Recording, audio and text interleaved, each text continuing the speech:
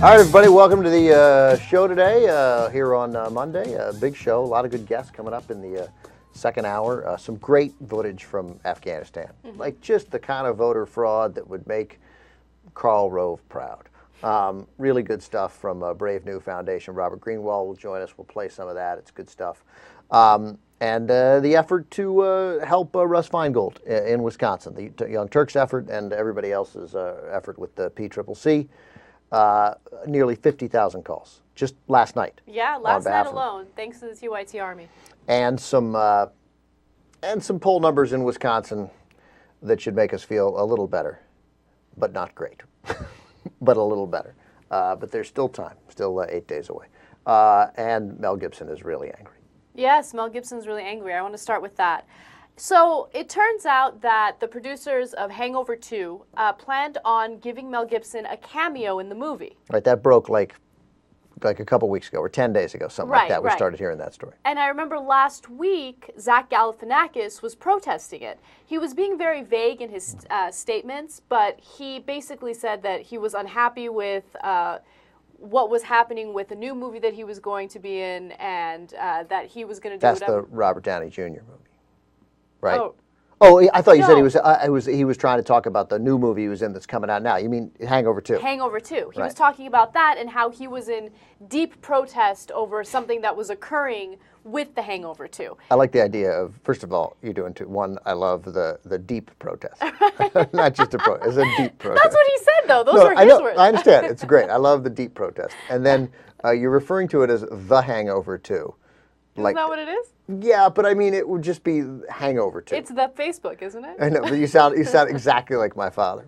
What's this, The Hangover? My dad just became Yiddish. All right. No. But Hangover 2, I'll say it in a cooler way. Yeah, a little cooler. All right. Hangover 2. Not a big deal. So it turns out that they were going to give Mel Gibson a cameo, which blows my mind. Totally, I agree. Blew my mind, too. So soon after all of this controversy with Grigorieva and all the mean, terrible voice messages he left her, I just can't believe it. Well, I mean, we're just getting racism. Yeah. Well, that was included in the I hope you get raped. That's already by a pack of ta-da! Yeah. I mean, it couldn't be worse. Was it on this show that we talked about it, or because Oh yeah, we talked about it on the show several times. I remember you filling in for Jank. And I believe in a rare moment, because I get a lot of things wrong. But I believe I said to you, and I know I said it. I go on the Stephen A. Smith sports show on every Friday morning on Fox Sports Radio. I like to talk about entertainment stories, like you. And I told them too. I was like, yeah, it's not going to happen. I can't pinpoint why it's not going to happen. Like, the studio's going to get squeamish. Is it Warner Brothers? I think I can't. But whoever is doing the movie, they're going to get squeamish. It's not going to happen. It doesn't make any sense. Right. It is too soon. It is too soon, way too soon. So now there are reports, and Page Six is reporting this, that Mel Gibson is furious that the producers of the film decided to fire Mel Gibson and replace him with Liam Neeson. It's like you couldn't have a more, Liam Neeson is great, but then it's just a whole different kind of cameo. Like, then it's just, we got a famous guy to be in the movie. Right, exactly. Like, hey, look, it's Dennis Quaid. Hey, look, Liam Neeson.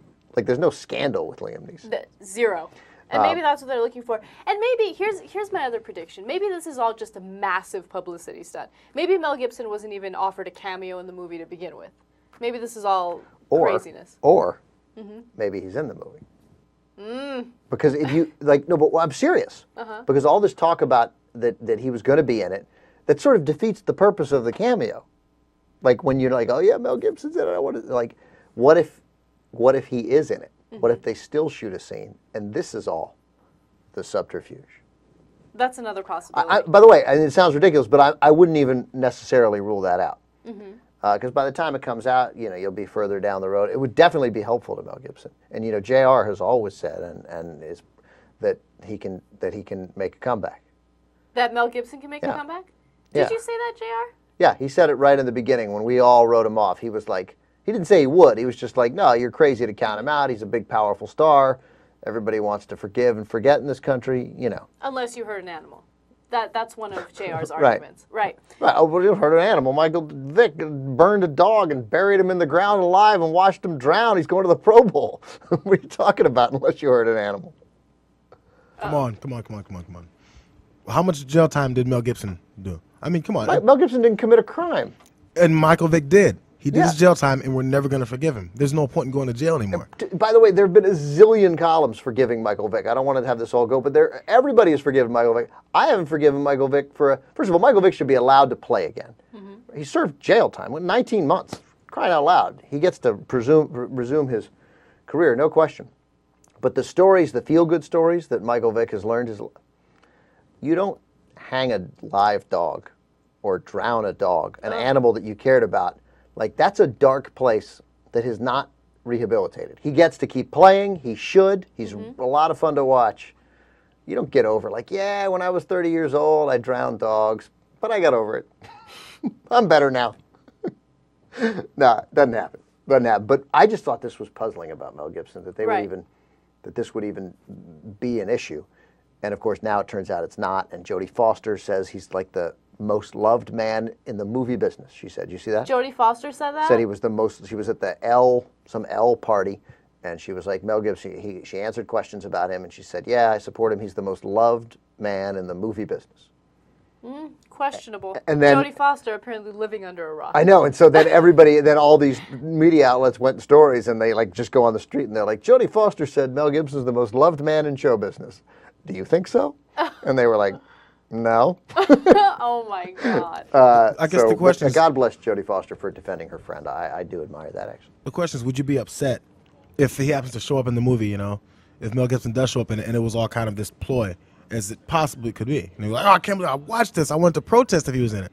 You think that may actually piss a lot of people off? You know? I don't want to go into deep protest over Mel Gibson being in a movie. I mean, come on, the TYT Army's trying to get Russ Feingold elected in Wisconsin. They want to put Mel Gibson in Hangover 2. I think it shows a degree of not taking seriously what he did. But you know, man, we don't have a right not to get offended. They want to put him in the movie. But I think, speaking of not understanding it, Mel Gibson, I think, doesn't understand it if these Page 6 quotes are to be believed. Right. So an insider told Page 6 he doesn't understand why Mike Tyson, a drug user and convicted rapist who turned his life around, was given a chance while Mel was kicked to the curb. Everybody deserves a second chance. If that's really an accurate description of what Mel Gibson's believing, then he doesn't understand. Right. Like, he's not taking seriously that he said that he hopes his girlfriend is raped by a pack of black guys. Yeah. And didn't use the term black guys, or that he insulted. What did he say about Mexicans? You remember? Wetbacks. He just called them wetbacks. Yeah, he called them wetbacks. Called them wetbacks, and he had the Jew stuff earlier, and then he hit his girlfriend, apparently, while she was pregnant. Right. I mean, his girlfriend, who may be an evil, extorting vixen. Right. But not while she was pregnant, while she was holding the baby, daughter, Lucia. Arguably worse. But, you know, whatever. She may be evil. They may have had a fight. I don't care. But, I mean, the pack of black guys, like, where did that come from? That had nothing to do with anything. Right. Just call her a whore and move on, and then she records that, and then you get in trouble for that. At least you were insulting her. I don't know. And so he says this, and then Mike Tyson, he's like, well, Mike Tyson was a rapist. You know, Mike Tyson, first of all, it's been a long time, and I'm not excusing, obviously, Mike Tyson's behavior. No one would. But he did go to a prison. Like, he did get convicted of it, because essentially he had a tax lawyer represent him. Not that he wouldn't have been convicted anyway. That's another point. It was just a puzzling decision by one of the world's richest men not to, like, go get, you know, like a serious criminal like F. Lee Bailey or Johnny Cochran or anybody, whoever it was in Indianapolis who was great. But Mike Tyson went to prison. Like, he served his time. And now that's over. So, and now 15 years later or whatever it is, you can...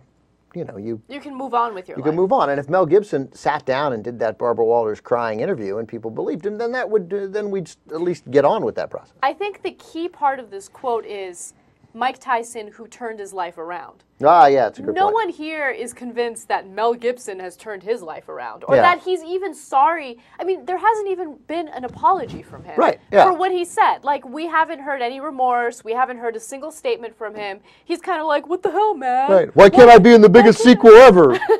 Yeah. Why? What What's the deal?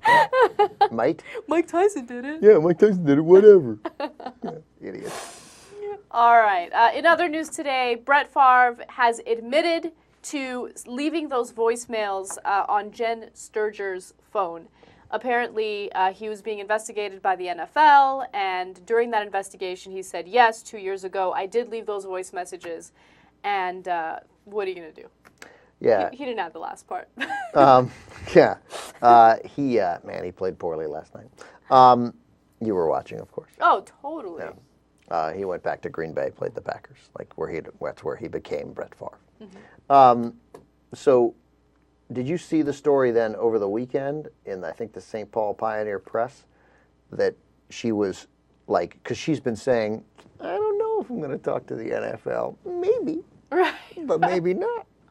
I mean, it seems so transparently to be like, if it's 150,000, I talk to the NFL. Right. If it's 700,000, maybe I don't talk to the NFL. I don't know, but this was seen. And then the St. Paul Pioneer Press, I believe it was, over the weekend reported that that's exactly what it is. That they have sort of let Favre's people know that there's a financial settlement would mean she would not cooperate with the NFL. Right. See, that's what I'm talking about, though, man. It's all about the money, and it's all about playing, like, shy and coy about the situation. That annoys me the most. Like, maybe I will. No, I won't. Like, shut the hell up. You know you are. You're just waiting for the right price. And if that's true, and again, that's what the story said, that if that's true, then remember she was saying that, and her lawyer was saying that she didn't release the pictures? Mm-hmm. Well, if you didn't release the pictures and they were released unknowingly to you, well, then you wouldn't ever be interested in a settlement. Exactly. Like, that just means that, or what? So she never released the pictures, but then, oh, look, somebody else did. Maybe I can get some money out of this. Like, that doesn't make sense. That doesn't make sense. That means the whole first part, if that's true, then the whole first part was a lie. She released it or had a friend release it or whatever. Yes, that's what I was talking about. This whole, like, I'm not the one who released the pictures, a third party did. No, it's your cell phone. What do you mean a third party did? Who's the third party? Like, it just didn't make sense. Like, I think she was looking for money from the beginning. I'm not buying this whole, I don't want to get involved. I want nothing to do with this. And then now all of a sudden it's like, oh, for the right price, maybe I'll speak. If she reaches a financial settlement now, and God bless her if she does, but then you're right. Mm-hmm. Then that's what the game plan was. From the beginning. From the get-go. You know someone who was sexually harassed and never tried to, and it's, by the way, and it's extortion. Mm-hmm. And Brett Favre may have acted like a jerk, and you can condemn Brett Favre. And he's a doofus. That seems obvious, right? He's a grandfather. He's a grandfather? Grandfather. How old is he, by the way? I think he's 41. Is that right, JR? Yeah, I think he's 41. That's interesting. He's at least 40, and then he's got like a 20-year-old daughter or something, or he had a daughter at 18 or 19, and she's got a kid. Amazing. Yeah, like there was a story about him when the guys came to recruit him for the Vikings to get him to come back one more year. He was sitting in his kitchen bouncing his grandson on his knee. Brett Favre, he plays in the NFL. Who's a grandson? Wow. So a woman who was obviously sexually harassed and didn't release the details and testified begrudgingly and never sought to make a dollar, Anita Hill. Anita Hill. Never. She didn't. She obviously was not interested in. She was interested in telling her version of the truth and getting out. She didn't want. Anita Hill could have gotten so much money, and she didn't. No, see, look, it's women like Anita Hill that I respect, okay? Women who have been sexually harassed or who have been sexually assaulted, and they're not looking for money. They're not looking for a settlement. They just want to, share their story and share what happened with them, and that's it, right? Whereas women like this, yeah, she was sexually harassed, right? But obviously the sexual harassment didn't bother her. It only started bothering her when she realized she could make a little money off selling her story. And also, by the way, maybe it did bother her. Maybe it bothered her a lot.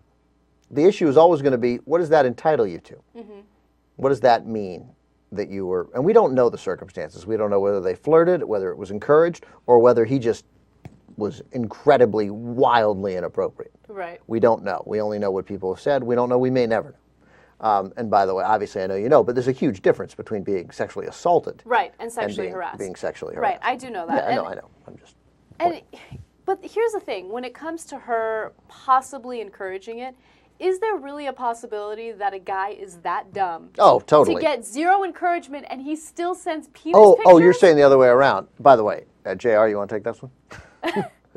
Like, oh, this girl is giving me Yeah. absolutely no indication that she's interested, but I'm still going to take a picture. No, I'm not of my trying to make kiwi. fun, but JR, is there a possibility that a guy could be that dumb, she doesn't give any sign, and he still thinks, I've got a great idea. What I'm going to do is take a picture of my penis, and then I'm going to email it to her.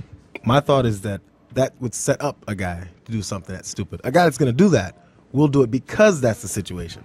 Oh, she's not giving me any play, but wait till she sees this. Oh my God. Idiot. Yeah, by the way, Idiot. We've all seen, I don't know if you guys have all seen it. I've seen it. There's nothing impressive about that. Like, there's nothing impressive about it because he sent, like, soft pictures of it. And like I said a million times, there's nothing more unattractive than a soft penis. No one's interested in seeing that. Oh, is that what you've said a million times? Would your dad say, my daughter has said it a million times. There's nothing attractive about a soft penis. Now, my daughter, when they're aroused, she loves it. Soft penis. All right. All right, want to take a break? Yeah, let's take a break. When we come back, I am going to share how many women in the U.S. are dissatisfied with their sex lives and how many actually think it's a problem. All right, good. I wish Cenk were here today, Anna, Ben Mankiewicz, Anna Kasparian, because we would ask him how to say practice in Turkish. Because NBA enigma Allen Iverson has signed do you know Allen Iverson? Do you know the whole practice thing? Yeah. Practice. Wait, what are you talking about? Practice. Right, there you go. I don't even know anything about sports, but I've seen that press conference and it's awesome. He has signed a 2-year contract to play in Turkey. Oh, really? Yeah, how about that? That's good. And if you were following me on Twitter, you would know that. I am following you on Twitter. You just don't follow me. It's okay, it's fine, whatever. I only said that earlier today, that's all. It's fine. Clever plug, whatever. J.R. Jackson. I'm just saying, you should know these things. I give useful information on my Twitter account. By the way, I hardly ever plug my Twitter account. Over 4,000 followers. Yeah, Not I a saw big you deal. have over 4,000 followers. I'm like trying to get over 900. Been on TV for like 20 freaking years. I mean, it's tough being famous, but Yeah. I do my best not to let it get to me. Ben Mank 77. Would it kill you? All right. All right. There was a new study conducted that indicates that 1/3 to 1/2 of all women in the United States are unhappy with their sex lives. However, What's the number again? How many? 1/3 Wow.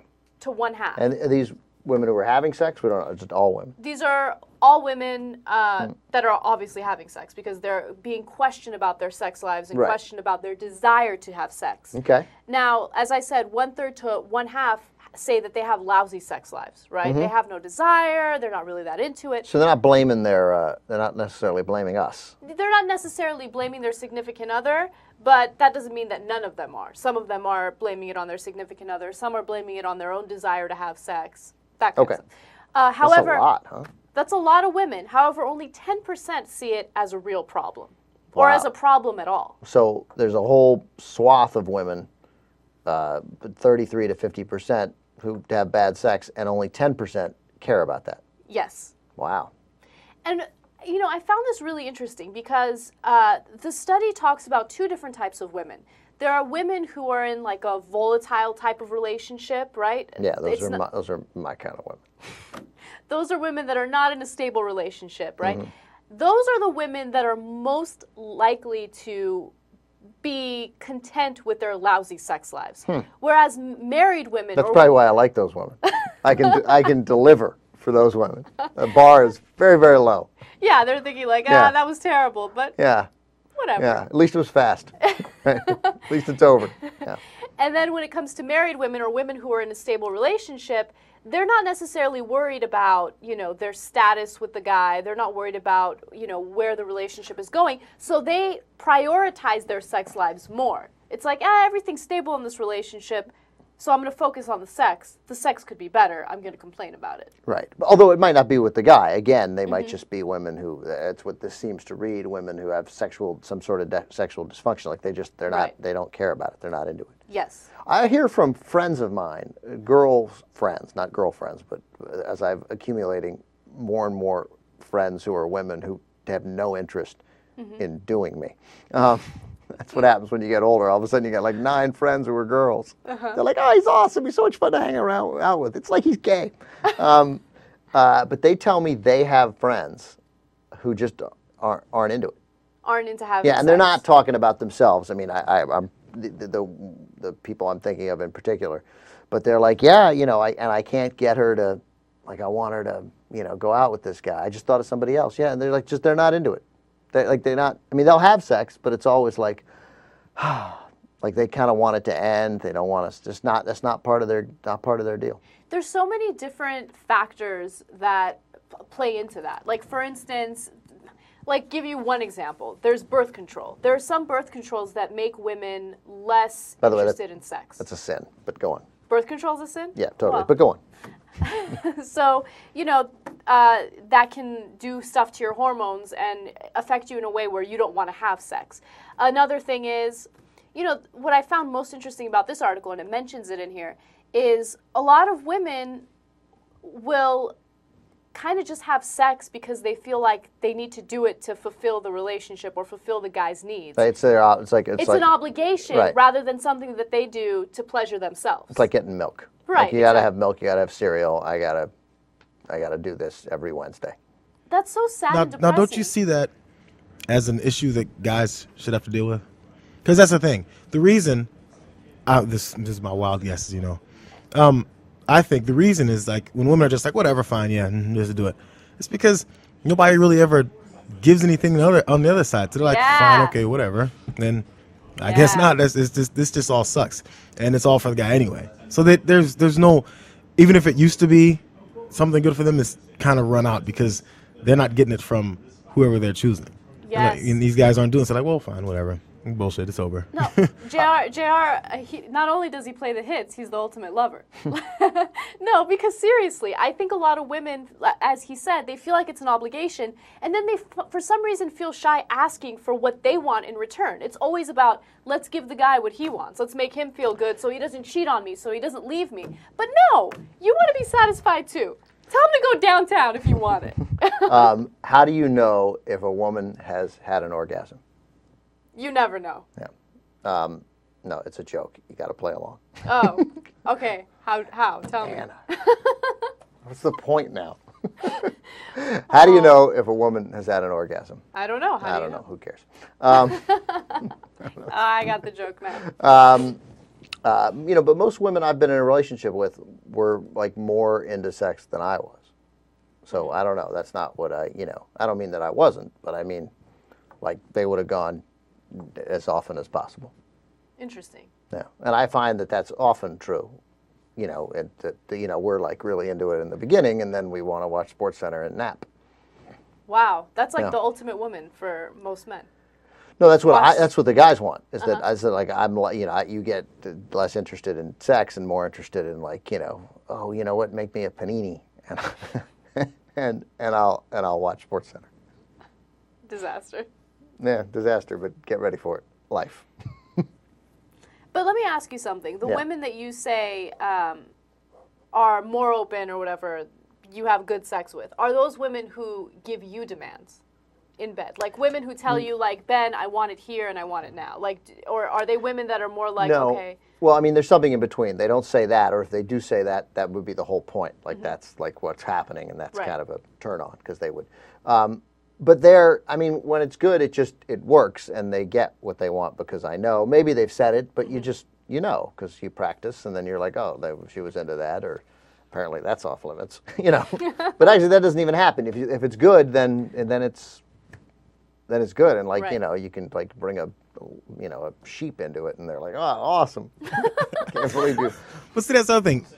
Women shouldn't also demand it either. Just to be like, oh, this here, that. Well, that doesn't Yeah, work. but you said demand. Like I don't know. Well, I mean, I don't think it should be demands. I'm just saying, like, I don't. from Not that. demanding in like a terrible, like, I'm bossing you around and I'm controlling way, but I guess demand Like isn't it the wants proper word, but just be vocal about what you want and what your needs are. Right. Because here's the thing, every woman is different, okay? Really, So a guy... So freaking true. Yeah, so a guy is not going to know what pleases you. He's been with another woman who gets pleased in a different way than you get pleased. Right. So you need to be vocal about what you like. Some women, like to...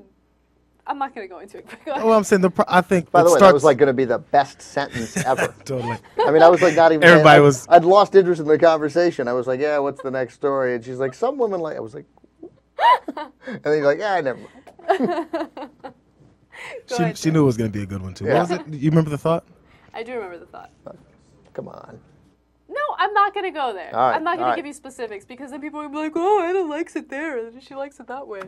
She likes it, by the way, she likes it there. Like, what could that, there's like only one thing that can possibly mean. All right, let's move on. All right, all right.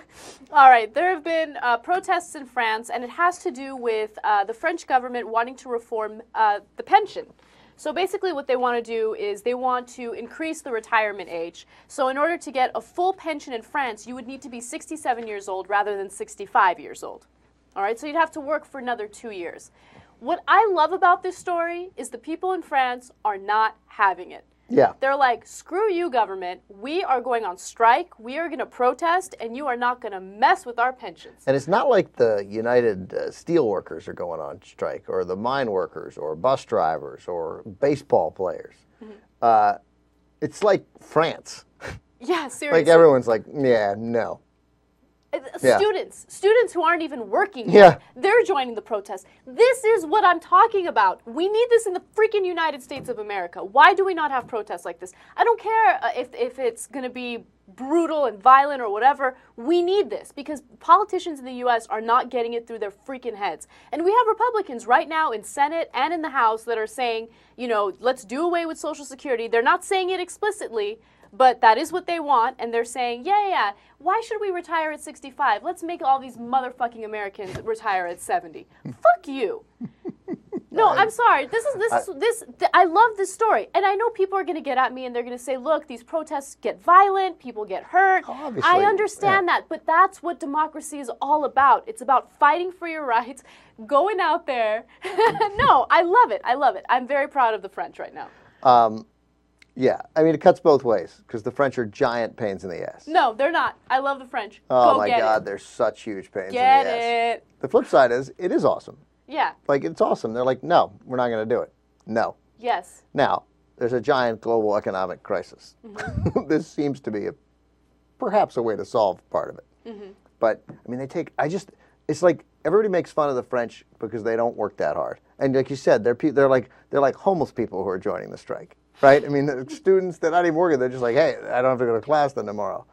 You know, c'est bon. I don't even know what that means. So everybody's joining it, but like, and then we make fun of the French because they don't work hard and they're always retreating. But No. We shouldn't make fun of the French. You know Yeah. why? Because they enjoy their lives. They don't work 80 hours a week and then have Republicans telling them when they can retire. Okay? No.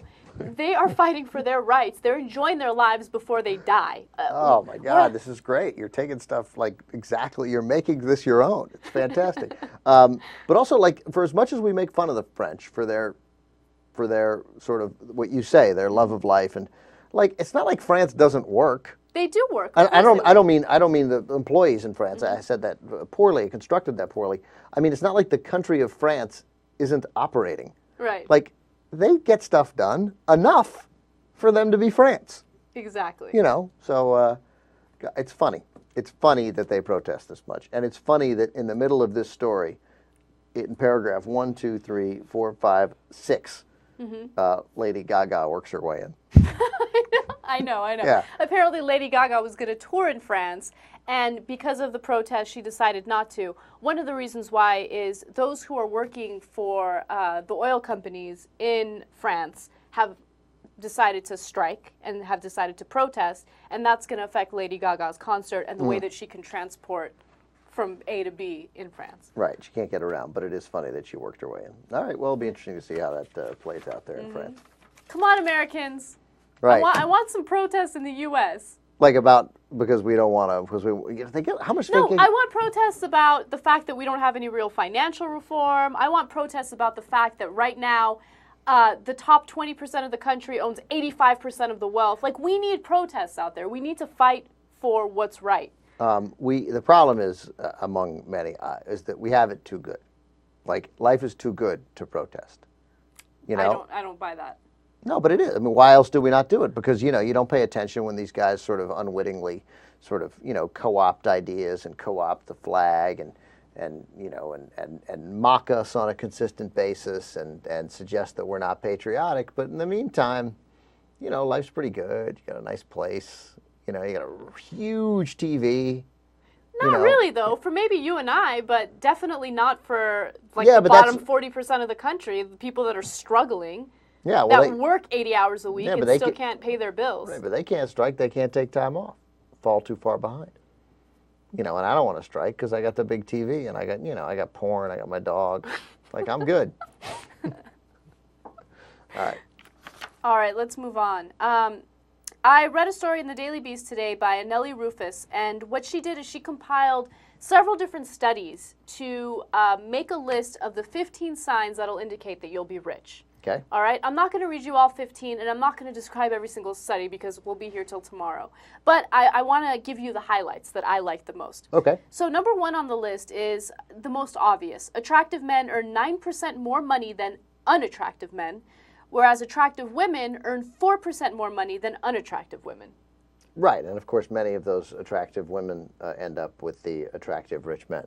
Right, exactly. Not even earning the money. I'm not suggesting that that's wrong, but interesting. Okay. All right, the next thing Significant penalty, it says here, for bad looks among, Right. for significant penalty for not being handsome among men, writes The Economist, who researched these stats. Men who are viewed as being below average or homely are penalized. Right. You know, what I found interesting about that is attractive men make 9% more than unattractive men. Yeah. But when it came to women, attractive women made 4% more than unattractive women. For some reason, I thought that that pressure or that burden of always having to look good was more on women than it was on men. Yeah, I think it's more subtle among men. Like, we probably won't even, like, you know, you give a attractive woman a promotion, you're going to go on the golf course and talk about, yeah, I promoted Anna.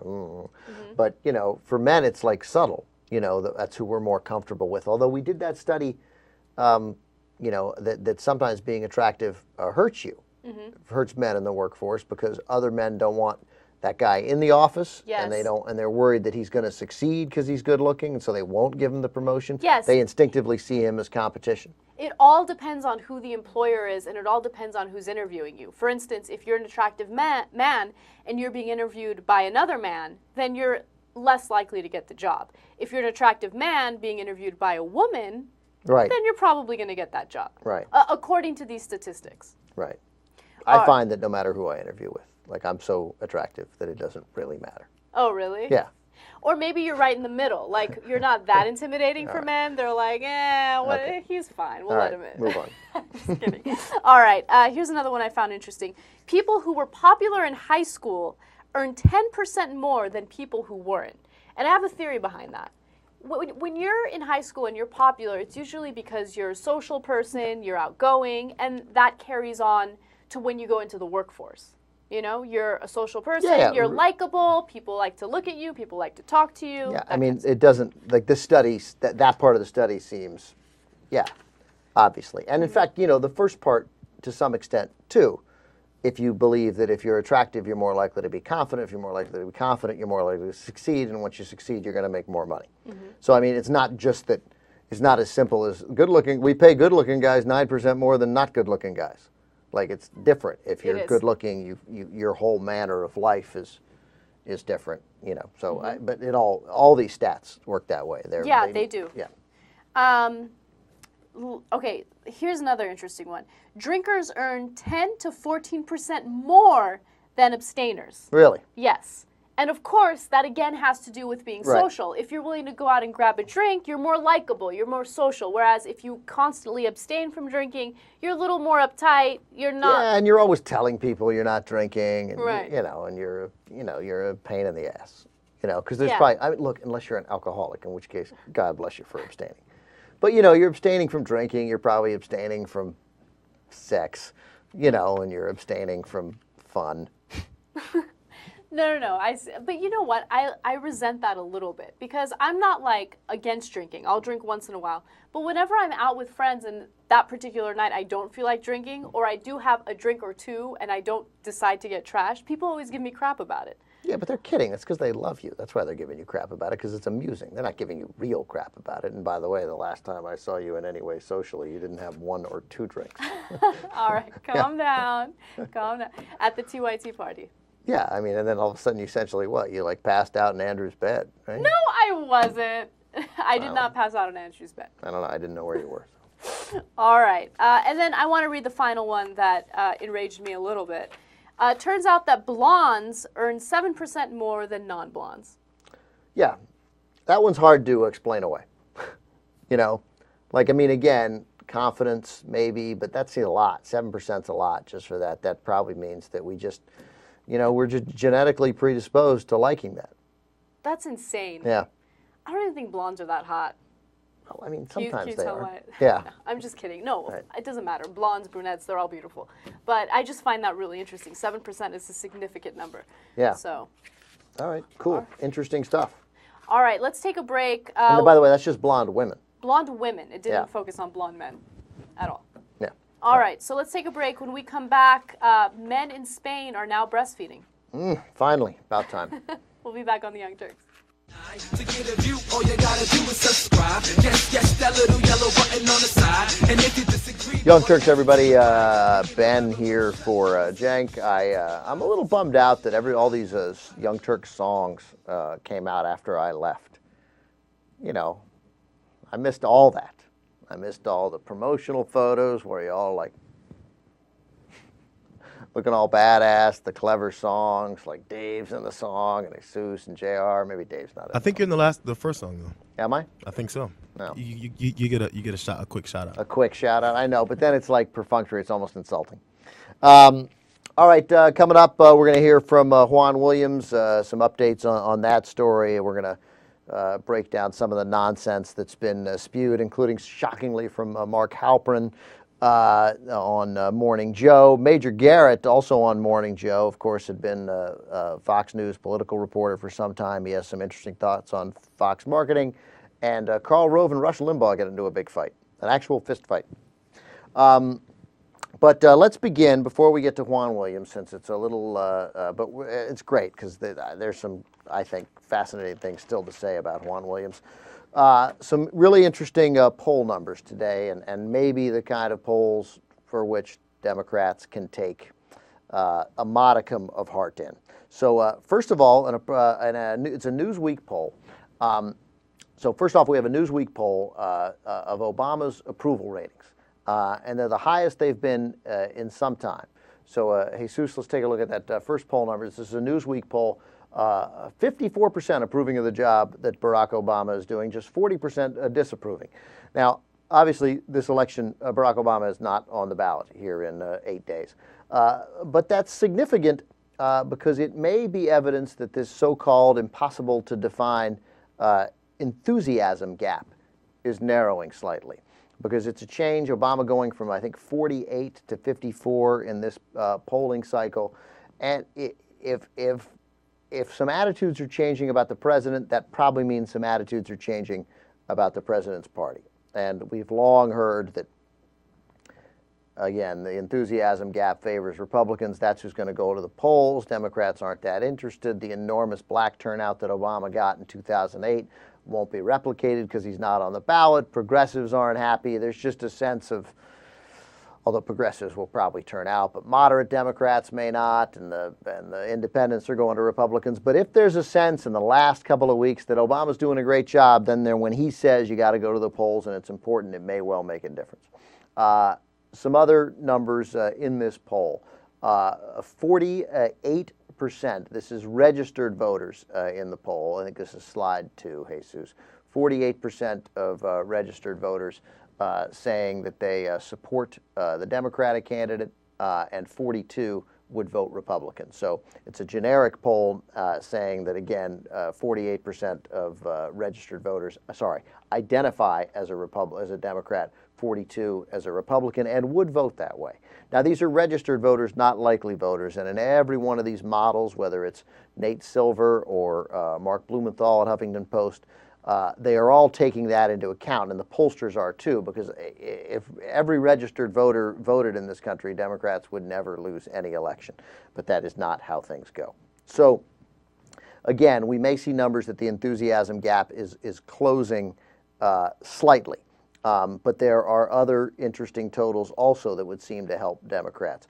are early voters coming in this Newsweek poll at 52-42 in favor of the Democrats. But significantly, only 92 out of the 105 people polled were early voters. So that's a very small sample size. We would need a larger sampling to know how true that is.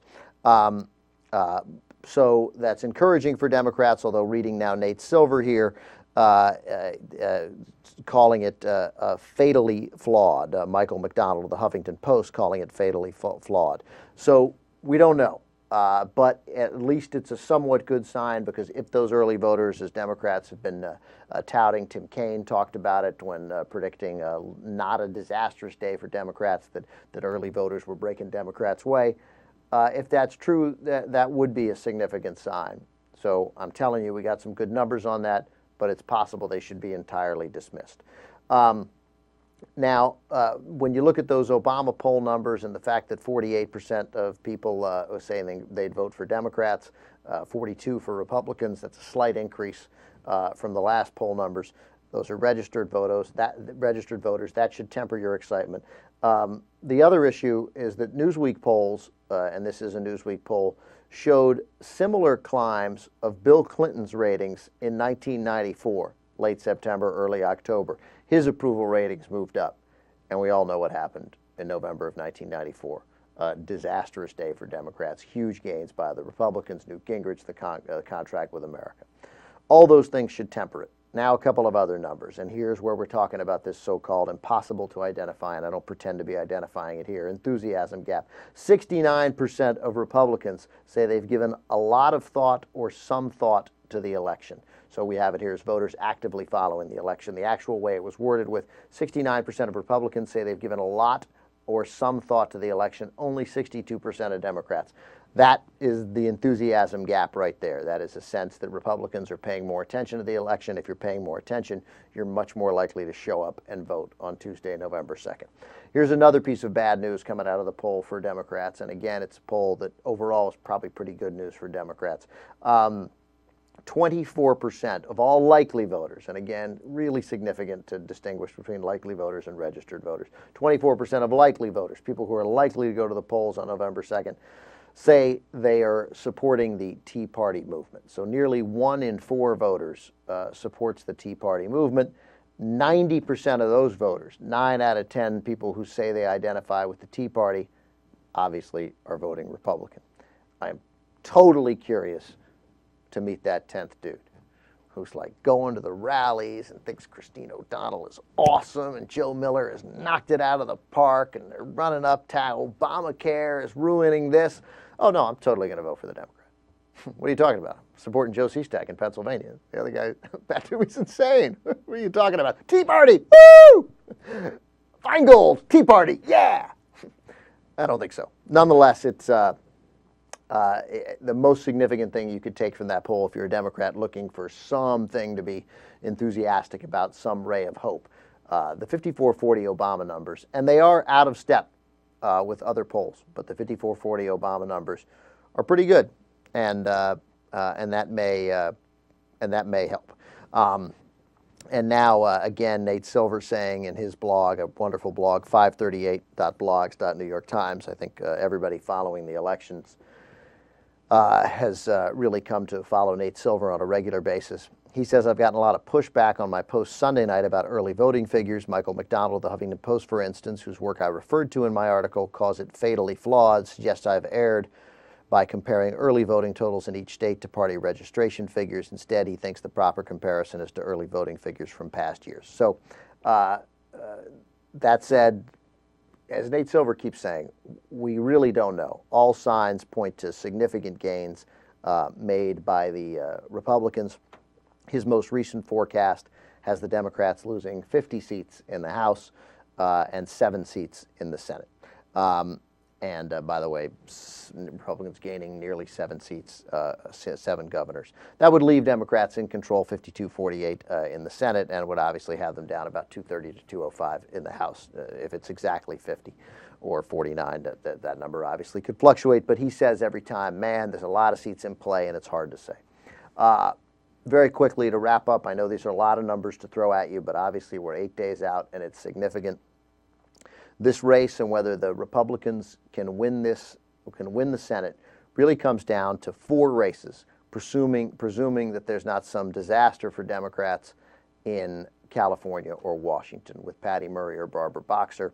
But a comforting poll for Democrats over the weekend from the LA Times had Barbara Boxer up 8 points. So assuming that there's not disaster there and that Patty Murray and Barbara Boxer are both reelected, the race really comes down to 4 seats, Colorado, Nevada, Illinois, West Virginia. And that if Republicans can sweep those seats, they will take control of the Senate, or at least put it into a 50-50 tie. The latest poll numbers there in West Virginia, Joe Manchin with the lead on John Race, 50-44, so Republicans would have to win that. Sharon Angle in the latest poll, it's a Rasmussen poll, and again, those are all robocalls, 50-47 over Harry Reid. Harry Reid led in the poll earlier about 10 days ago, but Angle has led in the last 2 polls there. Alexei Giannoulias at 41% in Illinois. Mark Kirk, the representative from the 10th district in Illinois, leads him 44-41. I think because Kirk has always been at a number under 45 in every poll. He's at 44-41 over Giannoulias in one poll and 43-41 over him in another poll.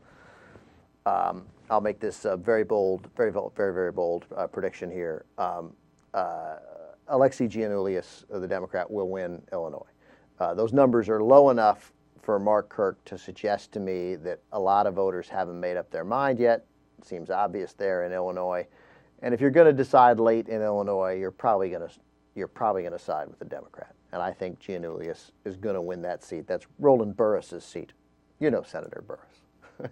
So I feel pretty good about that Alexei Giannoulias wins that, but it's largely a guess. So we mentioned West Virginia, mentioned Nevada, mentioned Illinois. The other one is Colorado, which is pulled into a dead even tie between Michael Bennet and Ken Buck. And again, for Republicans to succeed, got to win all 4 of those seats. They got to do a clean sweep. It's possible that they could because there's so many competitive races. They could really conceivably win all 4. They could win another. But as anybody who's made a wager knows, you're trying to hit a 4-team parlay. And most times you try to hit a 4-team parlay, you lose. And Republicans need to hit it out. In fact, every time you try to hit a 4-team parlay, you lose. What am I talking about? I'm talking like a guy who ever won a 4-team parlay. So the races to pay attention to, again, Colorado, Nevada, Illinois, West Virginia, those are the big races. Sadly, I'm not including Wisconsin because that is, to some pollsters, they feel like that's almost a sure thing that Russ Feingold loses. But the numbers have gotten better there.